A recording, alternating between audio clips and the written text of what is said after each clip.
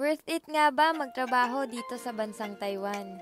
Hi guys! Ako nga pala si Nika, OFW dito sa Taiwan. Maglilimang taon na nga pala ako ngayong June 2024 dito sa Taiwan guys. Naaalala ko nga guys nung nag-a-apply ako dito sa bansang Taiwan. Hindi ko nga alam kung ano yung trabaho ng factory worker. Wala din kasi akong experience noon nung nag-a-apply ako dito sa Taiwan bilang isang factory worker. Ang trabaho ko nun sa Pilipinas guys ay isa akong office clerk. Ang tinapos ko namang kurso sa Pilipinas ay Bachelor of Science in Computer Science, Major in Multimedia Technology. O diba, ang layo pa din sa pagiging factory worker. Pero hindi yun naging hadlang sa kagustuhan kong makapagtrabaho dito sa Taiwan. Kaya guys, kung tatanungin nyo ko kung worth it ba ang naging desisyon ko na manatili at magtrabaho dito sa bansang Taiwan, ang isasagot ko ay oo. Sobrang worth it niya para sa akin. Syempre, tatanungin nyo na naman kung bakit. Mas mataas ng 5 times ang sinasahod ko kumpara nung nagtatrabaho ako dyan sa Pilipinas. 12,000 pesos lang pala yung sinasahod ko nung nasa Pilipinas ako. Ibawas mo na doon yung pamasahe ko.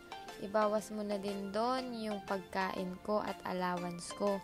Ibawas mo na din yung tinutulong ko sa pamilya ko. Ibawas mo na lahat, wala na talagang matitira. Naaalala ko nga guys, nung unang-una kong natanggap yung salary ko dito sa Taiwan, grabe tuwang-tuwa talaga ako. Hindi man maging sobra kasi nga sa dami kong obligasyon, pero alam mo yun, sapat siya. Sana all sapat.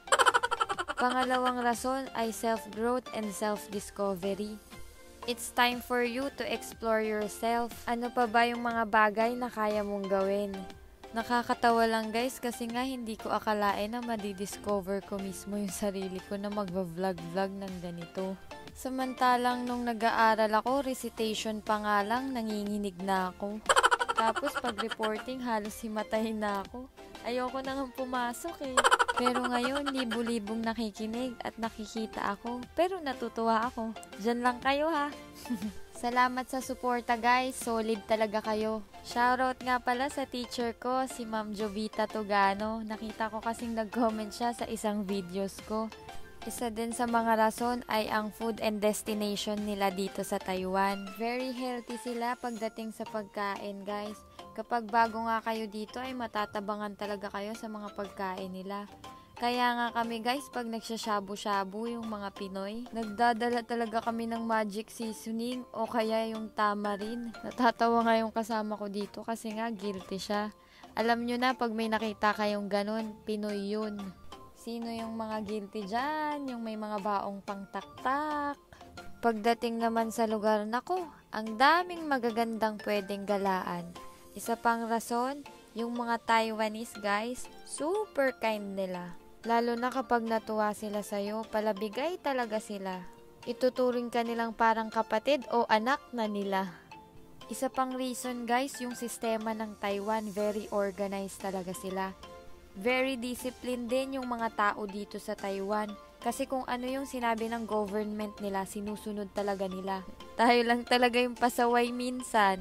So yun lang guys. Alam nyo yun, hindi lang din talaga yung sahod yung pinagbabasihan kapag nag-a-abroad ka. Yung mga bagay na matutuklasan at matututunan mo pa. Yun yung the best part sa pagiging OFW.